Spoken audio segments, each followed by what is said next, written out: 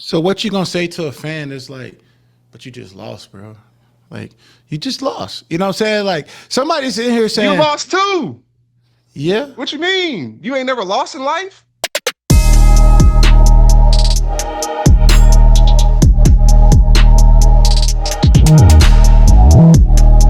What's up, everybody? This is Arik Armstead. Welcome to season 3 of Third and Long.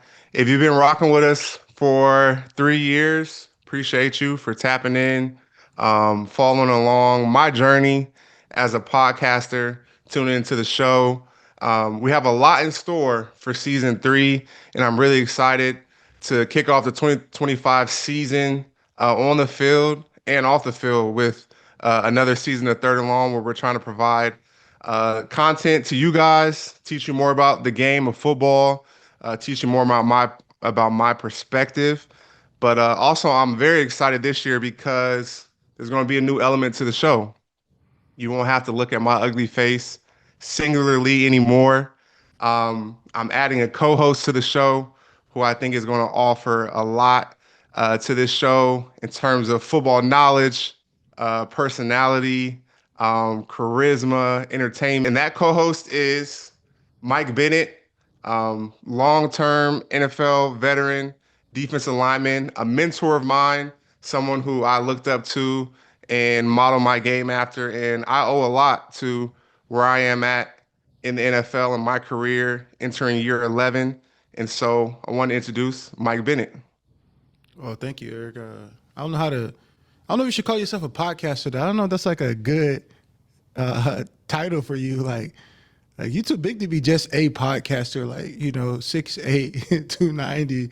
I can't just be introduce yourself as a podcaster. Nah, thank you though, because I'm excited because I always thought since you was a rookie, you always had like a great point of view on the game, and I'm honored to see how much you develop as not just as a player, but also as a human. And we always talk about more than an athlete, and a lot of guys talk about that. But to go out there and actually do it, become man of the year, it's like very few people that have done that. Just the community outreach, the things you've done socially, and also just being a great husband and a father, and on top of that, being a really great player. I appreciate that, man. And I will say, like, your influence on my life and my career has been tremendous. Um, like, you're the first athlete I was around early in my career that like made getting sacks, going home to your family, like cool. Like that's all you did. You worked on your game. You were a family man. You cared about your kids, your wife, and playing good football. And that's what I care about. That's what I enjoy doing. I love playing football, and I love going home to my family and trying to be the best, father and husband I can be. And um, so while I had a lot of different influences, I was meeting players I looked up to. You were that first player that was like, man, that's cool. That's what I want my life to look like, especially as I ascend in my career. Like, I want to be successful. I want to make plays. I want to be a dominant player, but also, like, when all that's done, I just want to be a family man and hang out with my family. No, I appreciate that. That's why I like even like inviting people to Hawaii when I used to invite guys to Hawaii. I didn't invite everybody. I always invited the special guys that I felt like they had the potential to be great players, but they also had the potential to be great leaders. And I think that's what I saw in you as a young player is like you coming in with skill set. I was like, man, he just needs to switch a couple of things up and he'll be one of the most dominant players in the NFL. But then on top of that, I kind of saw you as a rookie and like, oh, yeah, he's trying to make an impact in the community. And most guys early on, they're just trying to get out the building and like get back to playing Madden. And it's like, bro, you can't just be playing Madden and you look up 10 years later and you didn't establish yourself as a great community cornerstone, right? It's like, if you look at what you did with the 49ers, like you still can go into that community because you made a great impact. And then choosing your second place as in Jacksonville, you're doing the same thing. And then globally, what you're doing. So I think that's really, as me as a player, that's really what I wanted to do is like, I love the game of football, but I love the game of football because there was something about being on a team, there's always like this individual kind of world, but then it's like, getting with a group of people to have one common goal and to do that, and then just to go home and be great. And when you have a good family, it's kind of, you want to be home. It's like there's really nothing in the streets really for you but divorce, losing all your money, and getting in trouble. Like, you've been with a lot of guys, you see it. So many guys. It's like, I tell my daughter, right? She's going to college, and I was like, look, freedom without morality is chaos. That's what I tell her. I was like, you could be free, but if you don't have the morality to balance that freedom, then your whole life could become chaos. And I think that happens a lot in the NFL. Like, right, you get this first freedom, you get money, and the access drives you wild. You forget about everything you were supposed to do because you changed who you were. And I think that's kind of the hardest part about being in the NFL, in my opinion. Yeah, no, you're like, I still learn from you, daily. Yeah. And that time early in my career, coming out to Hawaii, with Defoe, with Ronald Blair, with other guys who we're all starting our career off young, and being around you, learning from you, seeing how you work, seeing how you grind, seeing how you work on your skill set, seeing how after all that's done, what is most important to you is providing for your family and going and being with your family. Like, being around that at that stage in my career, like I said, like, that's how I wanted to live my life. Like, and that's what I do now. Like, Why do you think guys don't even like that? Why is it like nobody wants, like, I feel like being a husband and like all that kind of stuff now is kind of like frowned upon. Like, like you look at Shannon Sharp, it's like he's 50 something, right? And it's like, damn, he get himself into trouble over the most randomest thing. It's like, I couldn't imagine, like, no shots at Shannon. Like, Shannon, I like you, Shannon, but I'm using you as I don't know what's the great word for that.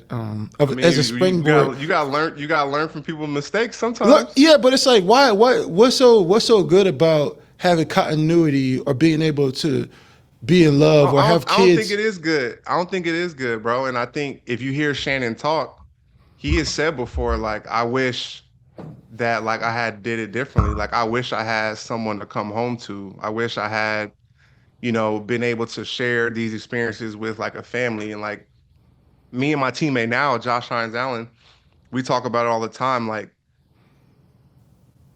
I feel like, there's so many blessings in what we're doing with our family. Like, it wouldn't even hit the same. You know what I'm saying? Going out here and making plays and, like, doing all this, and then, like, coming home to an empty house is like, that really wouldn't hit the same as, like, coming home and, like, to your kids and, like, man, all that work you just put in, you can see, like, your seeds and, like, it paying off and it manifesting, and, like, it gives you a deeper sense of purpose. And I feel like for me, I've always competed better and I played better when I had a deeper sense of purpose. So I agree with you on that. At a young age, you showed me what was important, and, like, that's the trajectory I wanted for my career. Yeah. But I'm glad to have you on the show. Of course, some people might feel like, why are Arik and Mike doing the show? What's the connection? Where, like, it's random, but, like, nah, we really been locked in for my entire career. So 11 years. Yeah, that's now. I know. You make me feel old now, bro. It's like, I like, damn, it's just how I use this for him. You know what I mean? Because it's like you meet people so early, and I think the great thing about it is, like, it's humanity. It's like, what do we want to leave out? We want to talk about football. We want to talk about these kind of lessons that we've learned, what the game, but then also be real about the game. And I think, I think being able to have great conversations about things that really matter, but then also the game. I just think, why do people, like, I remember even when I used to train with you guys, and people were like, why are you training the competition? But for me, it wasn't even, I'm like, we play them twice a year. Like, my goal is, I'll try to make everybody I know become millionaires. You know what I'm saying? Like, and, like, at the time, it's like, it's like, I see these young black men, and I see them needing guidance. You know what I'm saying? And, like, you in a higher level, what have you learned? What mistakes have you had that you don't want other people to make? What skills can you give them? What can you learn from them? And I think that's really why I think we kind of connected over over all this time you've been in the league. It's kind of like, I think there's like something about that being able to that brotherhood, like taking that brotherhood beyond a helmet, a decal. Because what happens, you get traded.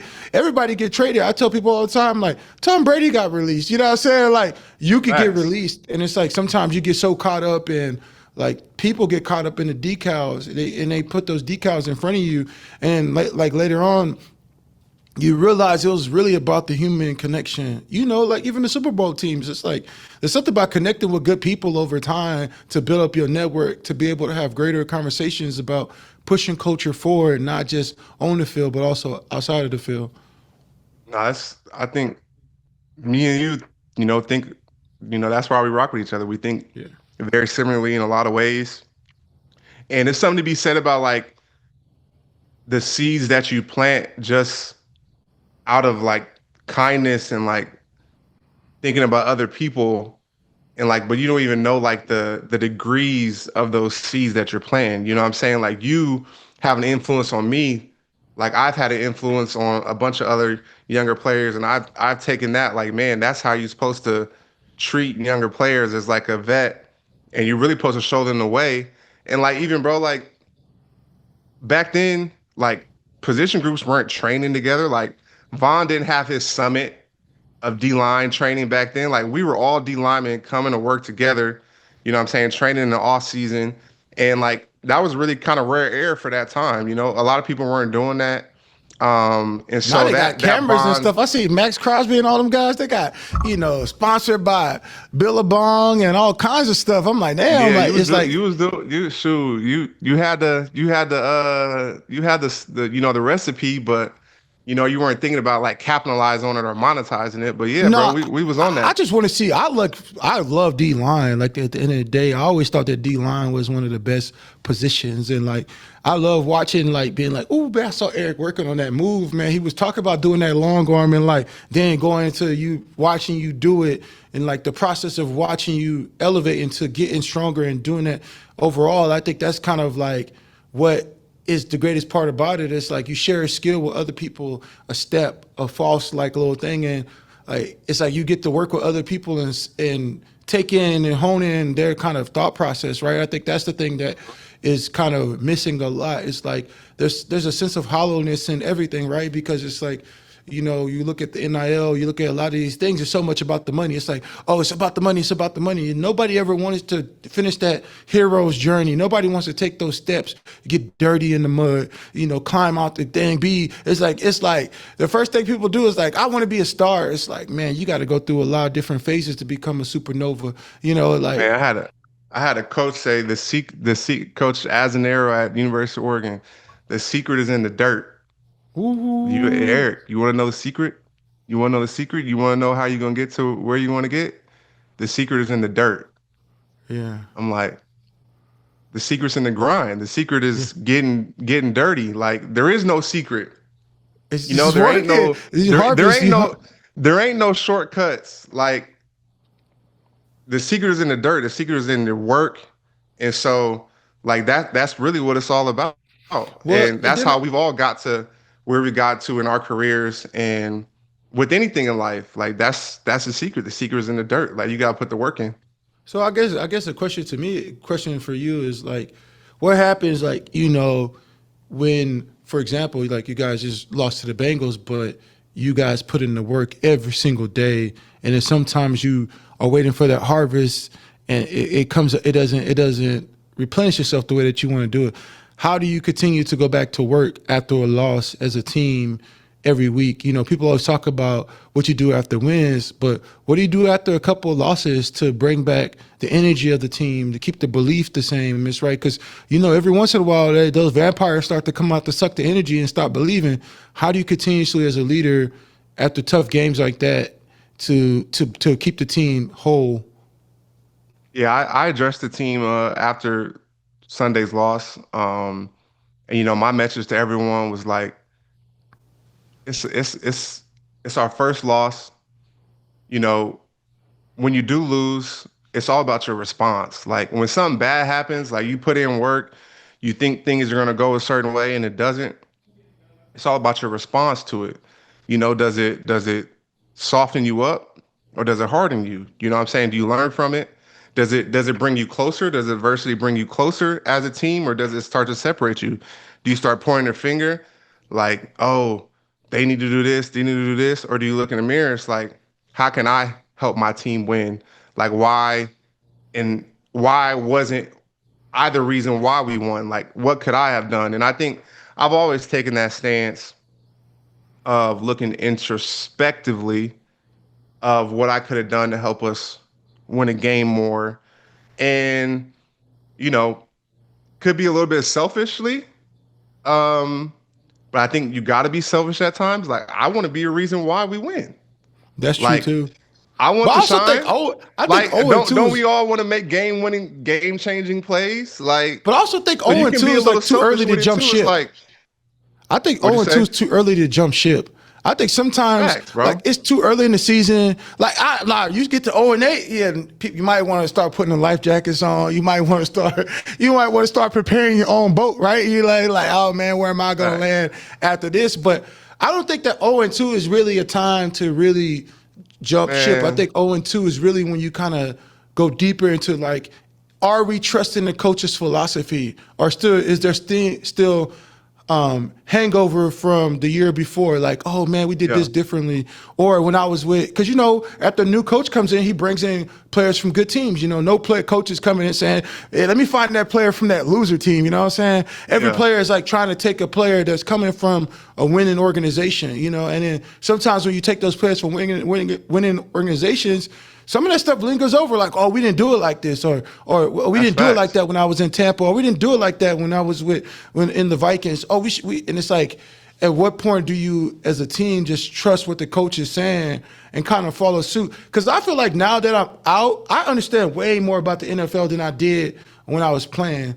Like at first I used to ask a lot of questions like, oh, why are we doing this? Why are we doing that? And then like later as I become a business person, as I become to start to do my own things, I start to understand the importance of having a philosophy, having a point of view, having why there's a repetitive way of doing things, because the repetitiveness becomes habit. And sometimes it's hard to get people to really understand that. You know what I'm saying? Like, oh, why is this? It's like I used to always like, Coach, why everywhere you go there's propaganda everywhere. It's like propaganda is important, right? Because propaganda starts off as subconscious, but then that becomes a conscious way of movement. So I'm always kind of thinking about that.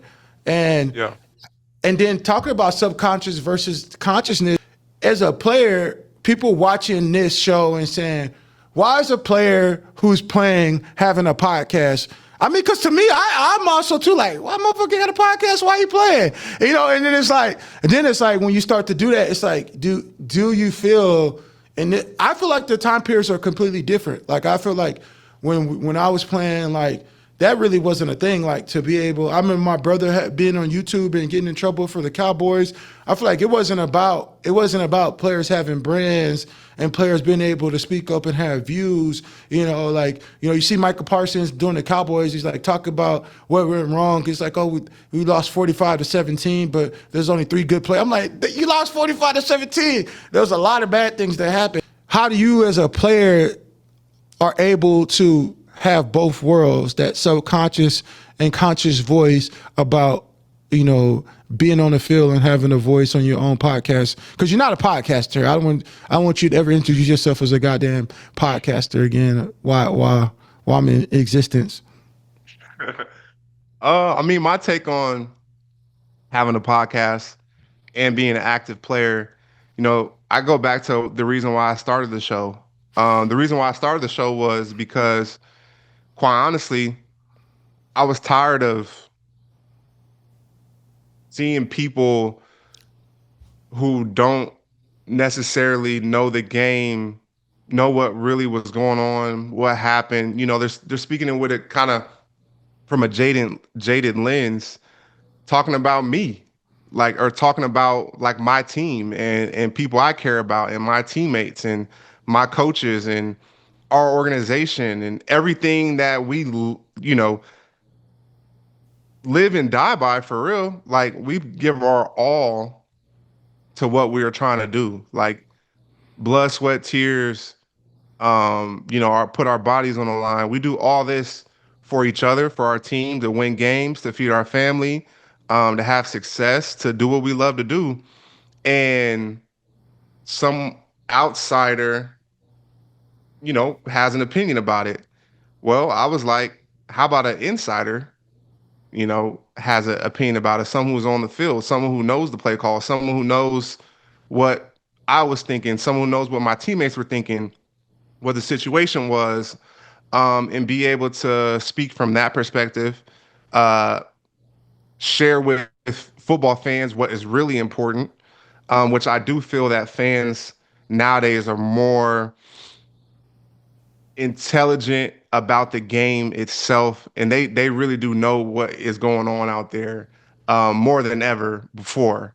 There are some things I feel like we could still, you know, educate fans on, but fans know football more than ever with social media and all that. But I wanted to be able to offer my perspective, teach the game, but also share stories about people I care about.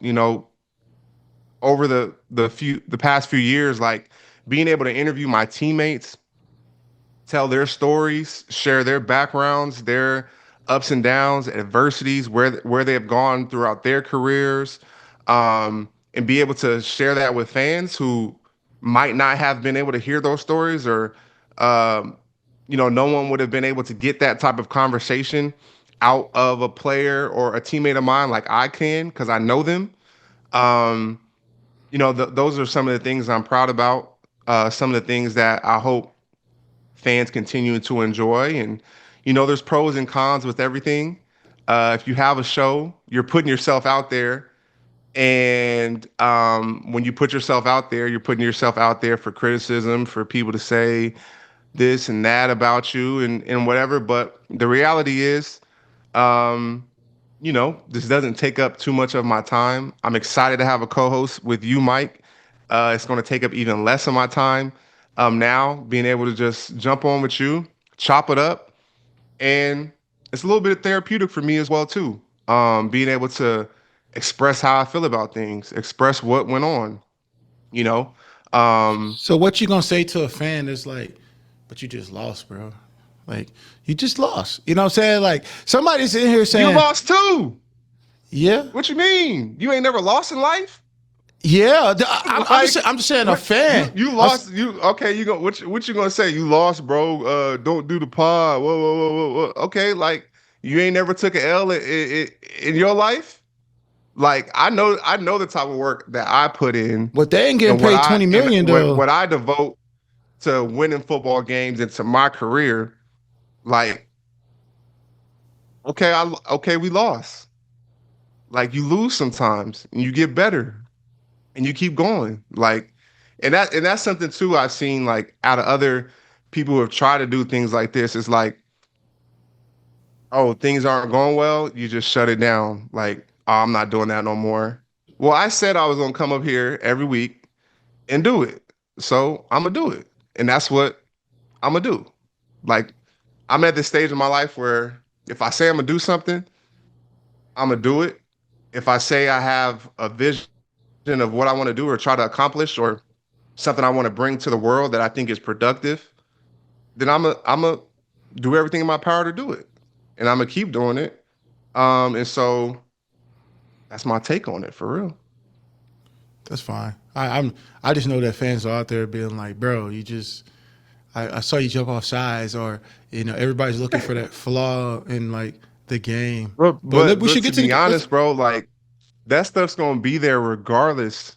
Like people are gonna talk regardless, and this is the most watched sport in the world, or in our society. Some people want to argue, you know, um, soccer but football is the biggest platform, the most watched sport.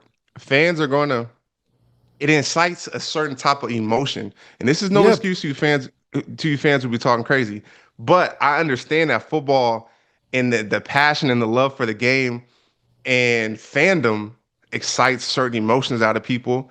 And they're gonna say what they want to say. They It's feel they got political. social media, they're gonna say what they want to say. And I feel like sometimes the fans just like political, like they like Democrats, Republicans, like they fighting for their square root of their belief, their team, their history for their city. Like you representing their state, you representing so much. So I can see why. I understand both sides. I feel like I understand why a player would want to be able to have a voice. Like right when we was in the league, you would say something. Roger would call you Roger. I mean by Roger Goodell. I just call him by Roger. You know, first name basis and stuff. But you would get people would say stuff like, "Oh, you can't do that." And I think, you know, for players to have a voice, I think that's super important. I can also understand the fan too, like being like, okay, if you have time to do a podcast, bro, you could watch 5 more minutes of film. You could do a little bit more. And I know you're doing it. I'm not saying it to you. Like, don't take it personally. I know, but this is like that's what everybody. People don't understand. That I think people see a podcast and it's like, well, this is also what I feel because I do a podcast. People know me for other things now. I do content on social media. I have bro. If I posted a picture with my girl and we lose, what they gonna say? Don't be with your girl. You should be studying. Like whatever you're doing. That's different. That's different. That's clearly different. That's clearly different. To me, people. I guess how people feel about people with podcasts. They feel like you ever been at a job and then there's like somebody that's late, but they bring Starbucks. You know what I'm saying? It's like they brought Starbucks, but you like, bro, the meeting was started 30 minutes ago, but thank you for the coffee. So I think sometimes people feel like that with podcasts. They're like, thank you for the content and thank you for the information, but bro, we lost. You know what I'm saying? So I understand both sides. I got a flip side to that to see what you think about. But when you win, okay, if I'm doing the same thing regardless of result, why does it matter when it's a negative result? Like if I do the same thing, I'm training, I'm practicing, I'm doing everything right, I'm having success. I do the podcast, I have success. You don't say nothing. I do the same thing, the same exact thing the next week, same thing, but we lose the game. Now you what you doing? You can't be doing. Like, come on, bro. Like I'm literally doing the same thing. Yeah. I'm from the old generation. That's the part. I'm from the old generation, so I don't know. People react to results. Yeah. Over like process. You know, well, speaking of the process, I feel like, you know, with watching the game last week, I would say that you had a really great performance as a D coordinator, not as a D coordinator, but as a defensive player who's watched a lot of football in a week. You know, even though your team gave up, 31 points, and that wasn't all on you, but it's still a reflection of you. So I got to dock you down one That's not points on the board is on the defense. Points on the boards. So I'm going to give you like a B- this week. Not because you didn't play the best of your abilities. You made a lot of good plays that – one thing I do respect about your game too, because, you know, now that like Max Crosby, some other people – in the league, like, you know, you have the TJ Watts and stuff and Myles Garrett where their stats just jump off the page so people don't pay attention to the whole game. But I think when you play an interior D lineman, there's plays that happen because of your disruption. I think you do a lot of good jobs of disrupting, especially on power plays or stretch plays, being able to make the running back cut back and the D tackle being able to make the play. I think a lot of that penetration is grades you out at a high level. I think the sack, I think, was a really good key performance change because, you know, Joe Burrow is a weapon. You know, people might not – I don't put Joe Burrow in the top 5 quarterbacks. It's just my take on it. But I see Joe Burrow as one of the top 10 quarterbacks in the NFL. And I think when his team doesn't have him, usually he doesn't win. The team doesn't usually win. They for some reason they got to win on you guys, but usually they don't win. But I would say that you had a pretty good performance. I think the sack was really a game changer moment for the team and momentum, in my opinion. Yeah, but I played with turf toe just to be out there. I'm not saying that Joe Burrow shouldn't have turf toe and play with it, but I don't know. As a D lineman, it was a lot harder to run with a broken toe or, you know, a toe that you can't push off of. Yeah, the toe injuries, people be sleeping on those. Um, and so toe injuries are very serious. You can't do nothing without your big toe. And honestly, I did feel bad um, after the game. I know I was playing football. I didn't do nothing malicious, didn't do anything wrong, but still, the NFL is better. Our game is better when Joe Burrow is on the field. I'm mad at you for Um, saying that shit. I'm mad at you for saying that shit. I don't get why? mad at sharks when they bite people because it's just a shark doing what he's Nah, supposed to I'm do. not You saying. know, if I'm you're not in the saying. ocean and your leg I is ain't do you nothing. got suntan I did lotion my and your leg job. is I didn't do glimmering in the anything. water, I didn't do anything wrong. But still, at the end of the day, I have compassion for other people, and I like Joe Burrow. I think he's one of the top quarterbacks not in the top 10, top NFL. not top 5 though, top 10 for sure. He's top. Joe Burrow is in my top five. Who's your top 5? We can talk about that later. But I like Joe Burrow. I think he's good for the game. I love his game, and so to see after the game that he's going to miss extended period of time, especially realizing that like this is like the third season where he's missed a lot of time. I did feel for him and for their fan base, and also You too, it's better than like, me cuz I was more like choose bro, violence. at Like the end of the I'm just saying day, I at the didn't end of care the if he was day, at the end like of the day, I want to win. Like everyone's goal is to play a great game. We all understand the risks that come with football, but at the end of the day, it's like we want to play a good game, be able to go home healthy to our families, and that's just the tough part about the sport is the injuries. I think remove if you could remove injuries from football, it would be like, it'd be the man, it would be NBA. just like the greatest thing ever invented. But injuries are a part of the game, and I do feel for him in that fan base. Like I said, I didn't do anything wrong or malicious, or I grabbed actually his right foot and he hurt his left foot, which I just saw on Twitter people talking about because people were calling me all types of crazy this and crazy that and f you this and f you So you that, feel and sorry for the fan base that was disrespecting you? no, I don't care about them. I care about, like I said, I mess with Joe Burrow as a quarterback and as a competitor, and I think they have a good team, and like I said, he's good for the game. Like he's good for our sport. Um and yeah, I wish that you know, it's unfortunate that he got hurt and I was involved in that. But I'm you glad you know, was involved in that personally. best of luck to them. So walk us through the sack though. Walk me through the play because I think a lot of times as a player, I understand it, but I feel like you got to put it in layman terms for the fan base who's watching the game. They might not understand the play. I'm not saying call the play and call name out, but Yeah, no. I was working. I was working against their right guard, Risner. oh, the good guy, And he's good though, yeah, supposedly. he's a good player.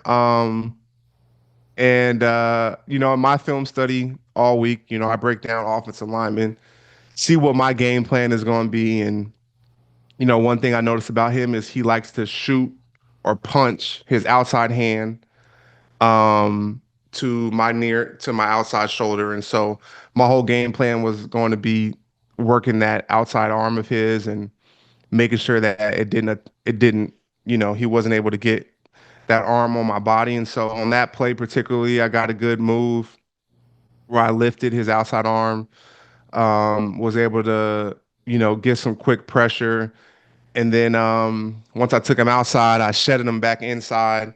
And then I felt like he kind of grabbed my leg after watching film. He grabbed my leg and I tripped. And so everyone was probably wondering why I was on the ground. And also too, we had a good rush from the other side.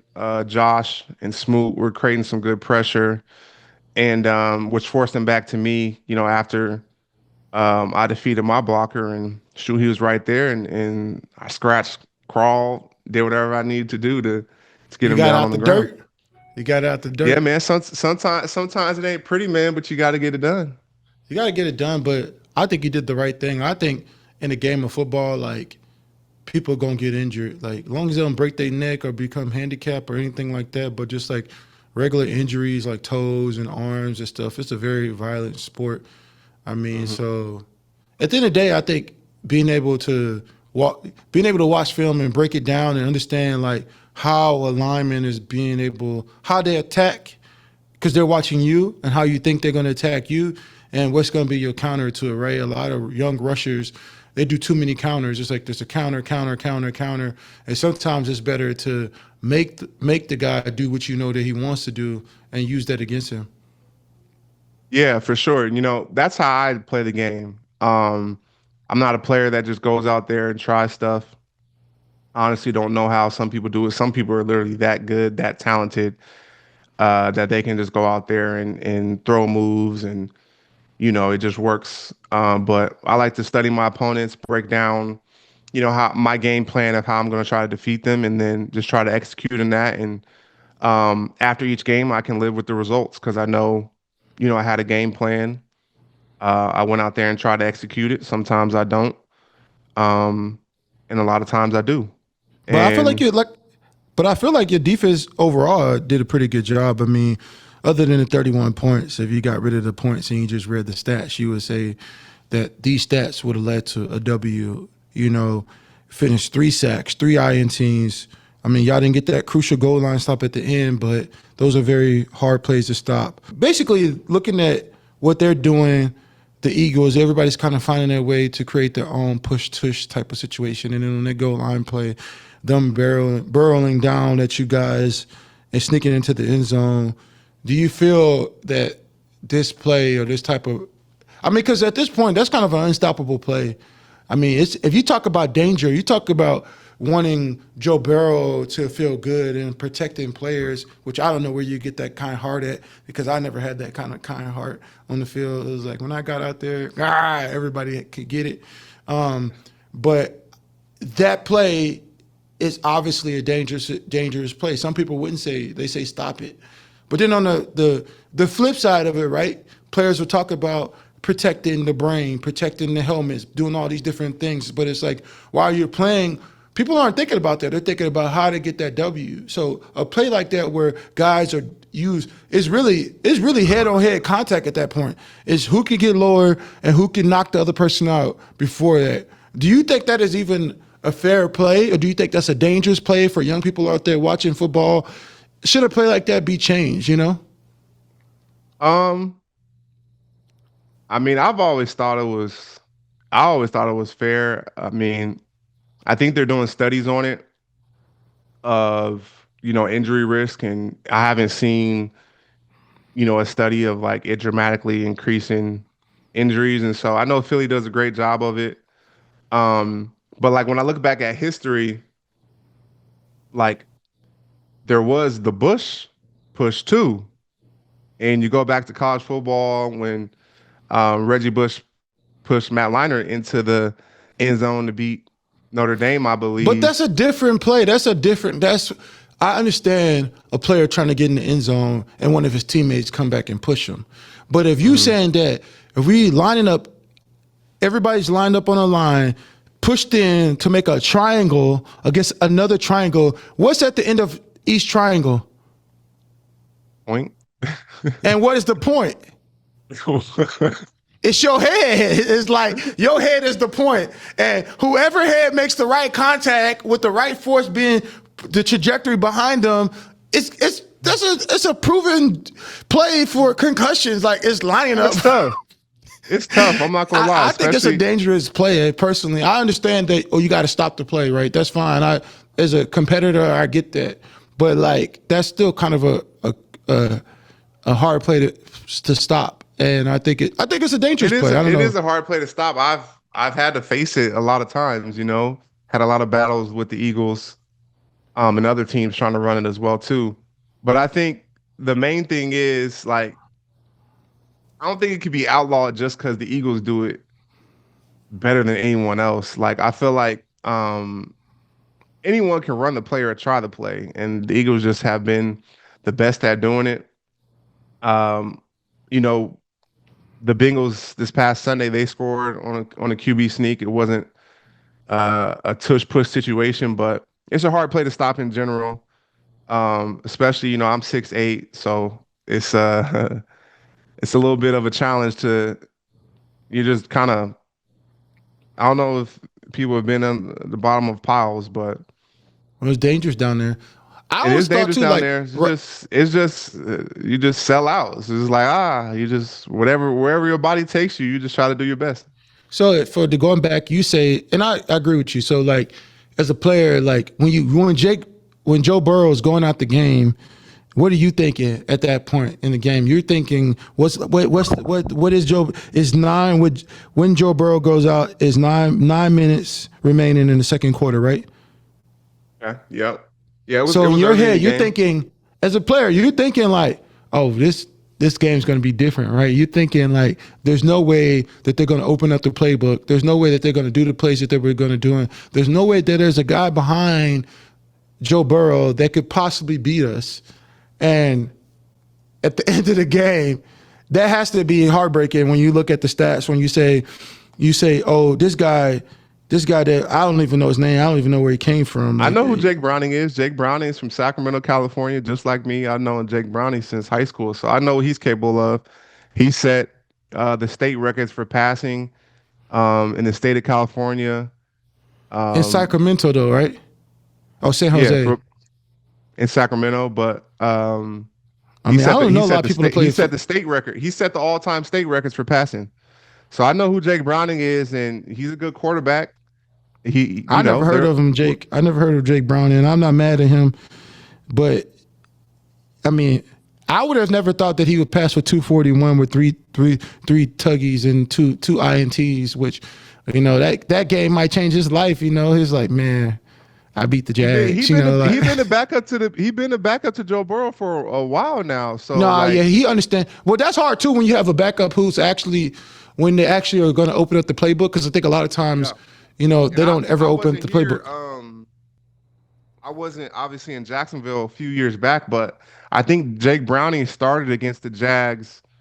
A couple of my teammates were talking about it back in like maybe it was 2022, and he had a good game too on a Monday night game. So he could play, and there's a reason he's been there and been in Cincinnati for that long. I think they know what he brings, and when Joe does go out, obviously he did a solid job. We got 2 interceptions, but in terms of the game changing, when Joe got hurt, I was on the bench. I'm like, dang, he got hurt. I'm like, dang, okay. Um, well, you never really know like how hurt someone is. Like, are they gonna come back? So it's kind of one of those like, dang, oh dang, he got hurt for real, dang. Um, so I don't believe you was that Jake, kind. You Jake tell me you was came that in. kind, like, oh my God, Joe Burrow got hurt. I would have been like, yeah. Next up, who's going to be the third quarterback? The second quarterback, and who's next? Who's that? They got to put a punter in when we're done with them. I feel like this just might be a little bit of a era shift. You know what I'm saying? Like, I feel like I caught the Yeah, I think last. it is an era shift. I come from a It's an era different. shift, but hold on. I gotta tell everyone this though. I honestly feel like I caught the last You, wind of you like, did. oh, I feel like the league changed from like old school mentality a little bit in like 2017. Like my rookie year, second year, third year, like it was still fullbacks, it was still big old tight ends. Everyone was still running the football. Like, I feel like the game was still a little old school. I was in the wedge on kickoff return my rookie year. Yeah, running and holding the dude hand to go block on kickoff return in the wedge. That I was on that. And then like, so The wedge is the I feel like I hardest. still caught the tail end of the old school era, but I think this just may be a little bit of an era shift where like, I don't know, y'all was wilding back then, bro. I'm not gonna hold you. No, no, I think we just like were more. Not. I think I'm the last part of that generation where kids used to go outside with your mama didn't care where you was type generation. Now it's kind of like You got Life 360. You got Check on Kids. Everybody at practice, all they do is working on the dance that they going like, man, when I get this play, I got to do this dance. And like everybody got to. And I'm so tired of the NFL fashion. Like, I'm not saying that I'm an old guy, but the next time I see one more person wear a goddamn vest with no shirt underneath it, it's like the fashion. It's like I don't know who's styling everybody in the NFL, but it's becoming really bad. It's like I don't know why, how, what's going on. It's like sidebar. Just I know we got to look ahead to week 3 against you guys against the Houston Texans, which is obviously a good game. The Texans played really well last night, but came up short. I mean, he was just on fire last night though, so it's kind of hard to stop him when is hitting every receiver for Tampa Bay last night. But what's up with the fashion, bro? Like I'm kind of tired of it, low key. So I just can't look at it. We no back more. to the fashion. I mean Travis it's Kelce just had on changing, some bro. shorts. You be wearing some wild stuff too. No, but my stuff be like fashion, real fashion. Like, but hold on, bro. Hold on, bro. Well, let's not act like you ain't you be a little eccentric sometimes too. no, eccentric and wearing and knowing proportion to your body is completely different. Like I dress, my fashion, Margiela, I throw it on. But I'm saying that come on the gun song, whatever that is. I'm saying that's cool. I'm saying, but like the style of what people are wearing to the game nowadays, like I'm at the point where I'm just like, Roger Goodell needs to put like a suit thing back into play where guys have to wear suits to the game, because it's getting to the point where you're watching the game and they're doing the thing, and I'm just like, bro, who is dressing these guys? Bro. I mean, to be honest with you, like players now, players nowadays are influencers, bro. Like kids wanna, like I don't want to wear none of that shit they wear. See, I'm in terms of style and fashion.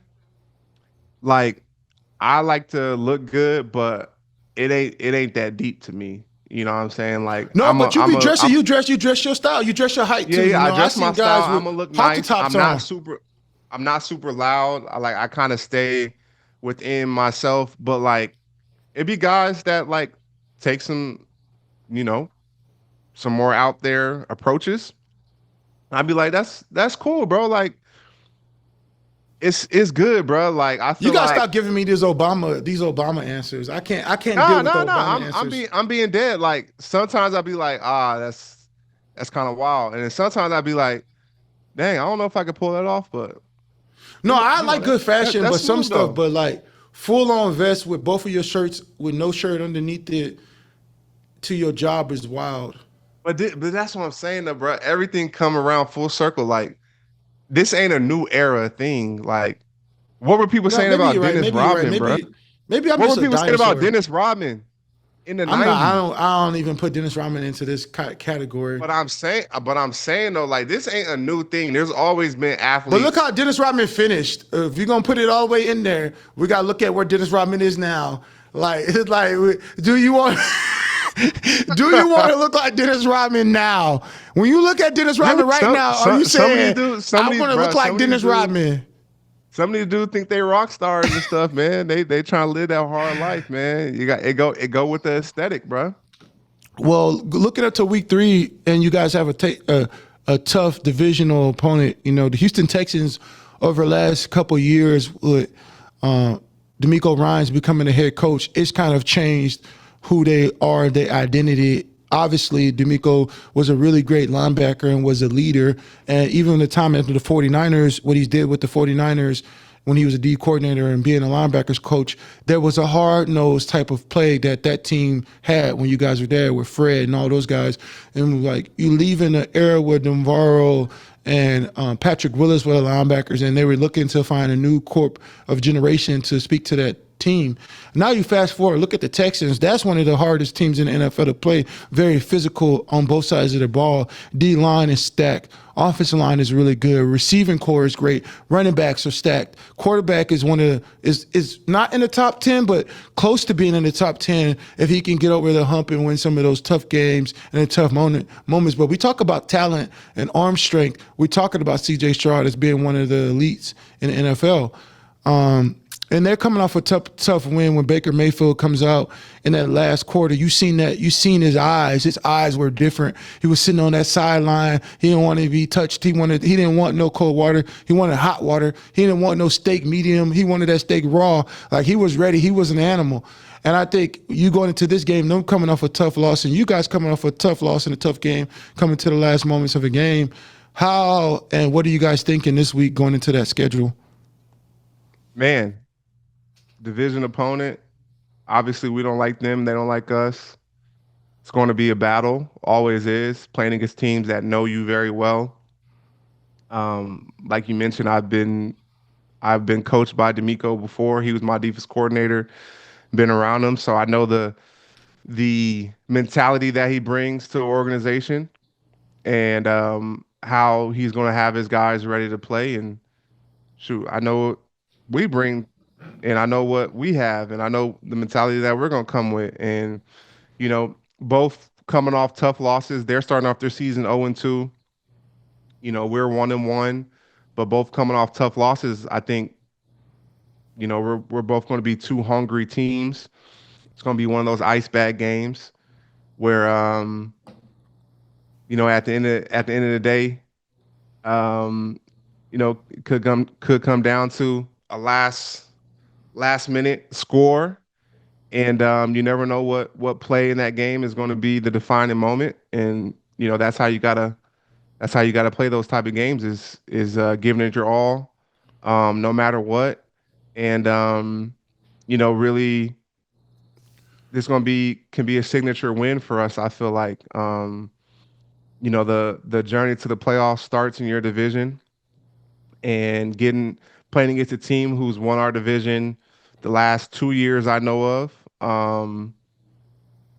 Getting off to a good start and lapping them in the division record. Anytime you beat a division opponent, it really counts as 2 wins, because you're up on them. You get the win, but also you're giving them a loss, obviously. But in the division rankings, it counts as 2. And having a lead on them and starting off the division right is very important. So we're gonna be up. We're gonna be excited. We're gonna be ready. Yeah, this is a tough one though. Y'all lost 12 of the last 14 games against the Houston Texans, including both last year. This is a tough. Yeah, I'm not worried about none of that. I know you're not watching. I'm just giving the fans the facts. My job as a person, you in the thing. I'm out. I'm just giving a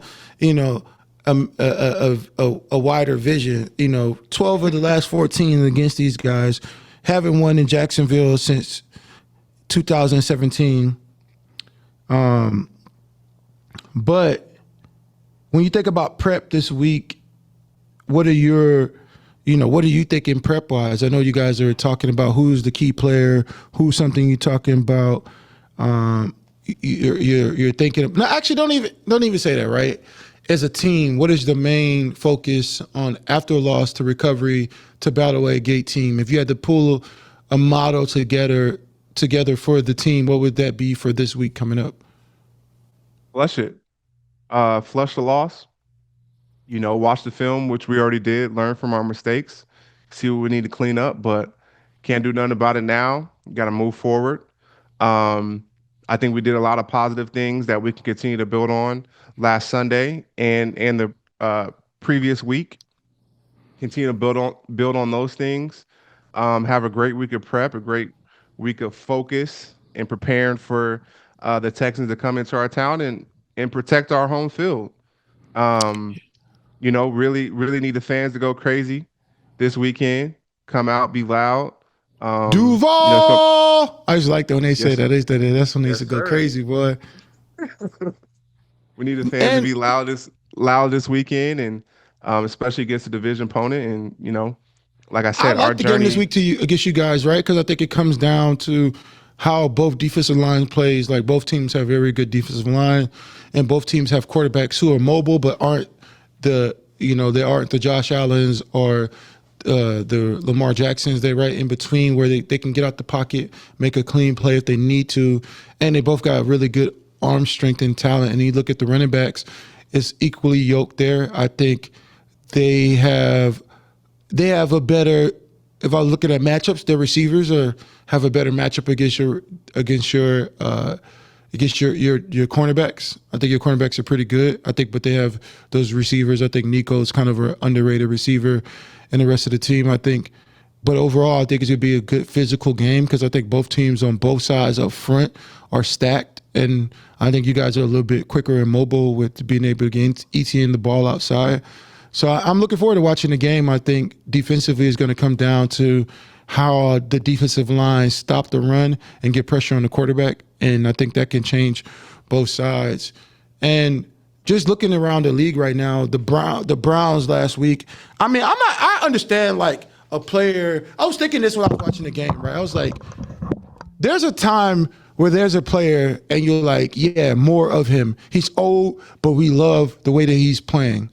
And I don't feel that way when I watch Joe Flacco. There's not something I'm saying when I'm watching Joe Flacco. I'm not watching the game and saying, let Joe Flacco turn back the hands of time. I want to see him do something like Aaron Rodgers. Is not the case for me. And then you go on, the Browns always come back to the situation where they are having the quarterback controversy, right? They've had Johnny Manziel, and that didn't work out well. But also I think they didn't give him a time to develop.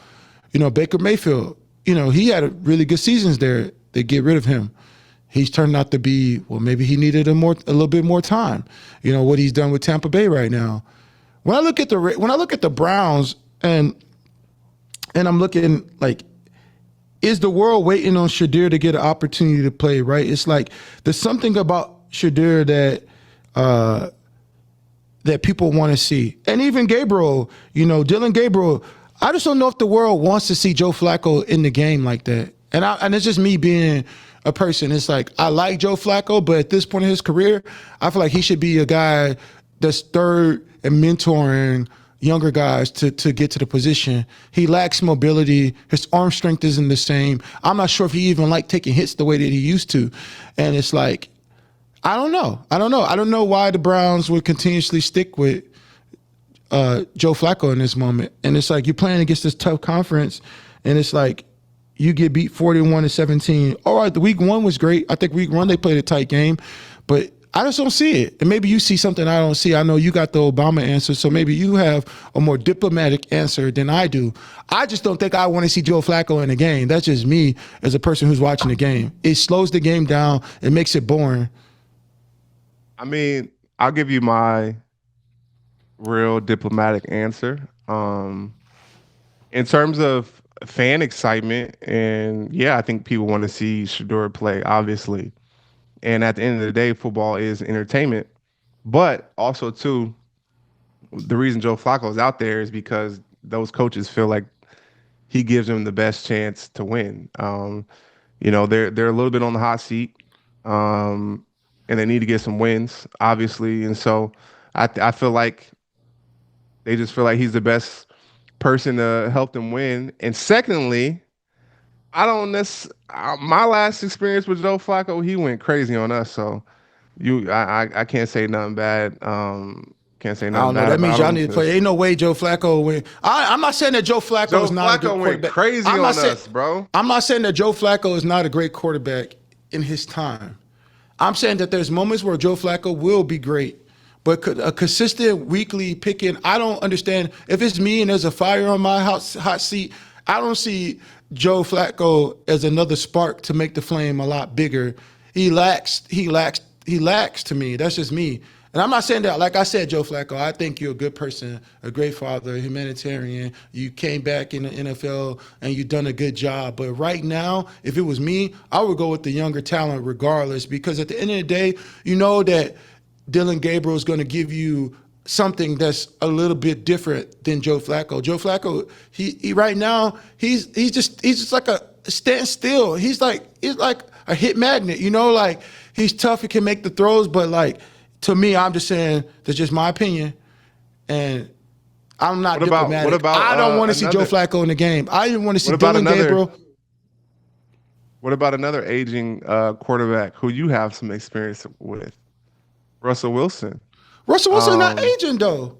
Russell had one bad season. Russell was kind of in his prime still, right? I think last year, Russell, Russell goes to the Pittsburgh Steelers. He has a pretty good season. He lacks the receivers, lacks the game, but makes some good plays. There's some plays against the Steelers in a playoff game that he could have made and took it back. But there was times in those games where he was a good situation. I think the worst decision Russell ever did was to leave Seattle. I don't know why he left Seattle. I thought Seattle was the perfect place for him. It's a place for him to get a statue made of him, get him. I think that he got a little bit ahead of himself and thought that sometimes it is a system. I think Russell's a great quarterback. I think Russell needs the right things around him to be successful. And that's any quarterback, right? You could put any quarterback in a situation and don't put the right tools around him. I saw he went crazy. 450. Had a vintage performance. So that was crazy to see in a game of 984 yards. Every defense coordinator got to be fired. 984 yards of offense combined, almost 1,000 yards of offense in one game is just crazy. But you look at, what is around Russell Wilson. Their team over there. They have a young quarterback waiting. They have a young quarterback waiting by the side, and Russell doesn't have necessarily a stellar performance the previous week, and then he comes out and has a crazy game. People were kind of calling, "Oh, do you throw in the young quarterback?" So, I mean, it's one of those situations where I feel like the coaches are going to do whatever they feel that helps them, win the game. The Giants do have a lot around him over there. Some great receivers. I would say that the Giants have a lot of better great young defensive talent. linemen. I think they have better young talent than the Browns. I would say that they're drafting. They have so many first-round picks over the last couple of years. They kind of got a young stacked team with the right coaching and the right nucleus can pull it out of him. When you look at Neighbors and like his ability to make plays and his skill set, I don't know what he went to LSU, right? So it's like Malik Neighbors is so LSU's done a good job of getting great receivers. I don't know who's the receiver coach there, but they've done a great job of coaching players to be able to come in the league and be able to come in and make an impact. I think one thing about Malik Neighbors that he needs to do and stay away from is becoming a distraction, right? I think sometimes you can get to that place where you tolerate it to you not tolerate it. So I think if he could take the approach of when he's not getting the ball to find ways to make bigger impacts on, blocking, just being that all around player that regardless, like he just does it, like Calvin Johnson, like those type guys that that do everything. And even though when I watch Justin Jefferson, there's times where I see Justin Jefferson, he wants the ball, but I see him doing great blocking, allowing other players to be it. But going back to that I don't want to see Joe Flacco in the game. I don't know how many times I need to say that. I don't know if I need to start my own tag. Man? I don't mind seeing Russell Wilson in the game. I just can't see Joe Flacco in the game right now. I don't know why you on this Joe Flacco, bro. Just let the Browns be the Browns, bro. The Browns are going to be the Browns, bro. Do you think that? I mean, he's leading Russell Wilson 30 for 41, 450, 3 tuds, 1 INT. That's your quarterback, man. That's when you go home to your wife and be like, baby, your man did good tonight, so it's like one of those things where people turn the hand of time back. Sierra seems super supportive, so I know she was there going crazy watching. Well, do you think that Jerry Jones looking at that game? And I have a biased opinion on this, but I'll just take your take on it. Do you think Michael Parsons would have even made a big deal on that turn or that decision, right? Do you think with Michael Parsons' lack of presence in that game, if he was still on that team, do you think that would have changed how the team would have competed in that game? Michael Parsons is an animal, bro. Whatever team he's on is going to be dramatically changed. I think seeing what he's done in Green Bay, they got a new little vibe going on up there. It's going to be interesting to see how things unfold. But, yeah, Michael Parsons, one of the best players in the league, has been. He got some stuff that, quite honestly, not a lot of other people So I don't you think saying that he got anybody that kind of stuff, has. and I play devil's advocate here, even though I don't want to play be advocate for the devil. Man, the Well, man run I'll a be. 4-3 I, playing DN, bro. but I'm Can't not saying nobody that, do but that. still, the Cowboys have been This man's a mediocre. little rabbit The out there Cow pass rushing. the Cowboys have been mediocre the last couple of years. They just have with him and everybody else on there. They still haven't had that playoff success that the team. Right? If you're a business owner and your top people every year, you go back and look at the profit and losses. You pay them as the top in their positions, but every year you look back at it, you still at the same place. Something has to change, and I actually like that Jerry Jones traded Michael Parsons because why? Because it shows me that Jerry Jones is finally taking a turn into how he sees the game. I think Jerry Jones for years have allowed guys to stay around longer than they needed to be, and I think at this time it's like you look at Dak, it's like at what point will Dak has had all the weapons. He's had every weapon to be. Well, you would know. You were a cowboy, so you got a firsthand experience with that. I do, and I'm saying that I don't know if he would have did that before. I don't think he would have traded a guy that he really liked because at the moment it's like when you talk about paying a guy 184 million, you got to be so specific that that without this guy, there's no possibility of winning. And I don't know if Hey, but that's the truth. what do they say though? What one man won't, another will, and that's exactly what Green Bay was willing to do, and it's paying off for them thus far. No, it's paying off for them. I think Green Bay is a good situation for Michael Parsons at the moment. But I don't know. Yep. December, November, that shit change. Yeah, we're gonna see. We're gonna see. Things are looking good for them now. That's a wrap for episode 1 of Third and Long. Thanks for tuning in. Thanks for following along. Make sure to subscribe, hit the like button, comment what you guys want to see from us this season of Third and Long, me and Mike. And we'll see you next week on another episode.